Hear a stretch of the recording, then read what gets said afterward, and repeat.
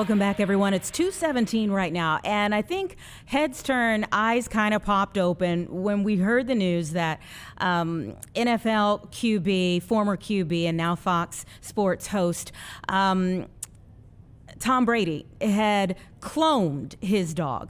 But if we are being honest, most of us who have dogs for extended periods of time, you become so close to them. They are a member of your family, and it is so hard to let them go. So now, 2 anti-aging medications for dogs are being tested in clinical trials. And I want to bring in Dr. Brendan McKenzie, Director of Veterinary Medicine for Loyal, to talk a little bit about them. Thank you so much for your time. Well, thank you, Anita. Happy to be here. All right. So tell me, I'm seeing the names of the two. Is it Loy 002? And what is the other one? It starts with an R. So we have 2 drugs that well, actually several that we're working on, but the 2 programs that we're working on involve drugs for large breed dogs, because as we know, they don't get to live as long as the smaller cousins, and drugs to keep dogs metabolically healthy. So we have Loy 1 and 3 for the large breed dogs, and Loy 2 for everybody else. Okay. And how would this work? I mean, do you start giving it to them early in life, or once they start showing signs of age? Is it at a particular age? Yeah, so for Loy 2, for example, which is the leading candidate that we're hoping to have available in the next year or so, that one would be started at age 10, and we're doing a clinical study, which is the largest clinical study ever in veterinary medicine. We have 1,300 dogs at 70 vet hospitals across the country, and we're currently looking to see whether dogs who are 10 and older who are given that drug will live longer and be healthy for longer. Okay, the other one, it looked like a rapamycin. Does that sound familiar to you? Yeah, rapamycin is a drug that has been studied in rodents, particularly for lifespan extension. It's actually used in people for dogs for people who are getting organ transplants.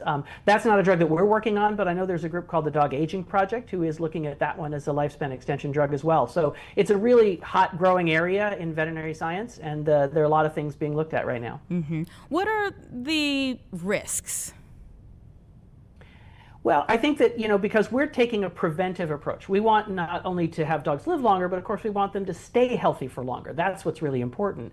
And so safety is the #1 concern. And we are following the FDA's approval process, which is a very robust and rigorous process to make sure that we look out for any potential concerns. Currently, we haven't seen any signs of anything that we're worried about. We think this is going to be a safe and effective drug, but obviously we're going to have to go through the entire scientific and regulatory process before we can say that. Yeah, and when we speak of like reducing incidence of the severity of age-related diseases, I remember my last dog I had for 15 years, and in those latter stages you had like kidney disease, there were seizures and things of that nature. Is that what you're speaking of? Yeah, aging is the #1 risk factor for almost everything that goes wrong as our dogs get older, from arthritis to cancer to dementia.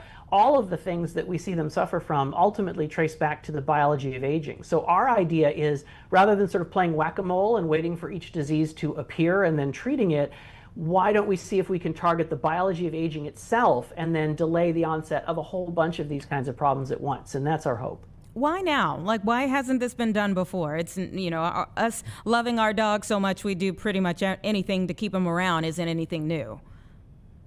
I think we're at one of those kind of classic tipping points where there are actually decades of basic research that's been done, which doesn't get as much attention, and we finally have achieved sort of an understanding of aging and how it works that is different. And we finally realized that we don't have to just shrug our shoulders and say, hey, aging is just part of life. It's actually just biology, and we are beginning to understand enough about how it works that we can start doing things to change it. So I think it's just a really good moment in time for dogs and for humans. Mm-hmm. Are there some other things that you would suggest? I mean, one, when do you think that these drugs, if they're in a clinical trial right now, when would they be available? And then two, in the meantime, what are some things that we could be doing that maybe have anti-aging-ish effects? So our first product, Loy 2, we're hoping will be available in about the next year or so. That's the one that's about halfway through a 4-year clinical study, and we're hoping to have that under conditional approval earlier than that.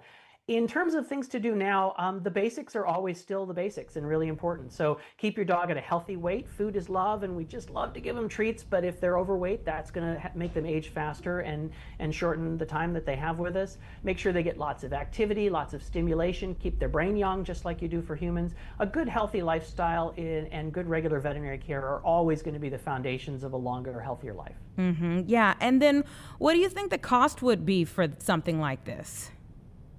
I mean, we aren't at the point where we know exactly what that number is going to be, but we recognize that for this drug to have a meaningful impact and to really help as many people as possible, it has to be affordable. Mm-hmm. So our goal is for it to be as accessible and available to as many dog owners as possible. Would you get it just like any other prescription for your drug, for your dog, like, just through their veterinarian, or would there be some type of special prescription for this? Yeah, it's a prescription drug, so it would be definitely something that you would get through your veterinarian, whether you get it directly from them or through an online pharmacy. There are lots of different options there, but it's something that we want people to work with their veterinarian to say, is this the right choice for my dog, and how does it fit into their overall care? Mm-hmm. What do you think? I mean, this is kind of where we are now, and with the anti-aging. But you heard me talk about when I was coming to you about like Tom Brady cloning his dog, which is a totally different level, I know. But what are your thoughts on that? Well, I think that that's a case of something that's available as a technology, and that some people are doing. I've had a few patients who have been cloned dogs. It's not going to be practical or available to everyone. It's very expensive, and there are ethical questions about that. The good news is that there are lots and lots of dogs available in the world that need good homes, and that I think that's a great opportunity for most of the rest of us. Mm-hmm. Yeah, and would these drugs prevent or just lessen some of these diseases? So the goal is to maintain health, function, good quality of life as long as possible. That will hopefully mean delaying the time at which some of these diseases start and making them less severe when they do start. The way that we make dogs live longer is we keep them happy and healthy as long as we can, and that's what the drug is intended to do. Mm-hmm.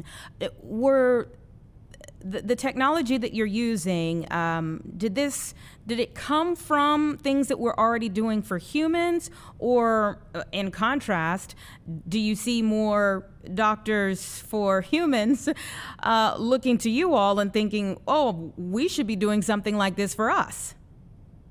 Yeah, the good news is that dogs age in ways that are very similar to humans. I mean, they live with us, they share our environments, and they share a lot of similar biology. So we know a lot from basic research in humans and other species about how aging works. And our CEO, Celine Halayoua, came up with a thought that was really a obvious but also a brilliant thought, which is, hey, can we take the knowledge that we have about how aging works and actually develop therapies to make people and dogs live longer? And dogs are obviously, where we've started, and I'm a veterinarian, so that's always going to be where I work. But because there's so much similarity, I think if we're successful in giving dogs a longer and healthier life, there will definitely be things we can learn from that will be applicable to people down the road. Yeah, why dogs and not cats? I know somebody watching is going to ask that.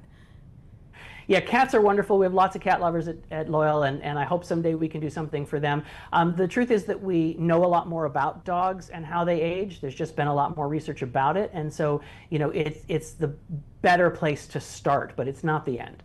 Mm-hmm. Okay, and when we say extending a life, are we talking a couple of years, 7 years? And I think we ask these same questions, even for us as people and our family members, when you come into latter years of life and something happens, or even just as you age, okay, if I start taking this, is it actually going to give me like 5 more years of life, 10 more years of life, or like 1? And the reality is, I don't think we know a specific number in general. I think what we suspect is it's going to be enough to matter. So for example, there have been studies of other kinds of interventions like restricted calorie intake in dogs that have extended their life by about 2 years. And so that might be a reasonable target. And if you think about sort of how long dogs live relative to people, 2 years for a dog might be, like 15 years for a person. So I think it's going to be enough to matter. I think the reality is, as a dog owner and a dog lover myself, I don't know anyone who wouldn't take any good quality happy time that they can get with their dogs, and the more the better. And will it be a pill or will there be different forms? So for the first drug that we're working on, LOI2, that's going to be a chewable tablet, so that's something you give every day. There are some other products that we're working on that might come in other forms, but that's often the easiest and most practical way, so that's where we're starting. Okay, very interesting stuff. Again, we want to keep our furry friends around as long as possible. So we'll see where this goes. And you said it could possibly be out by next year. Yeah, we're hoping at about a year or so. Okay, all right. Great talking to you. Thanks so much for your time. Thank you. Thanks for having me. All right.